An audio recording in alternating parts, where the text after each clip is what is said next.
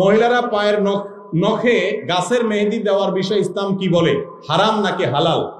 দেখুন, নখে মেহেদি দেওয়া এটা হালাল। তেল, এটা আমরা মাথায় ব্যবহার করি, তেল, সরিষার তেল বা বিভিন্ন অলিভ অয়েল বা বিভিন্ন তেল যেটা গায়ে ব্যবহার করার উপযুক্ত, মাথায় ব্যবহার করেন, সেই জন্য সেটা কি পায়ে দেওয়া যাবে না? যেই তেল মাথায় ব্যবহার করবেন সেটা পায়ে দেওয়া যাবে না? সেটা যদি যায় তাহলে এই মেহেদিও মাথায় দিলে সেটা পায়ে দিতে অসুবিধা নাই। আমি কি আমার বড় ভাইকে যাকাতের টাকা দিতে পারবো কিনা যদি তিনি ঋণগ্রস্ত বা অভাবী হয়ে থাকেন? উত্তর হলো পারবেন।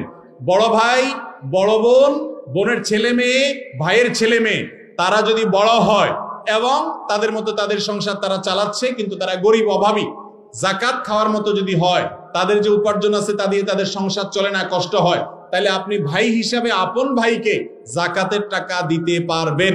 বরং তাদেরকে বেশি দেওয়া উচিত অন্যদের চাইতে, কারণ তারা রক্ত সম্পর্কীয় আত্মীয়।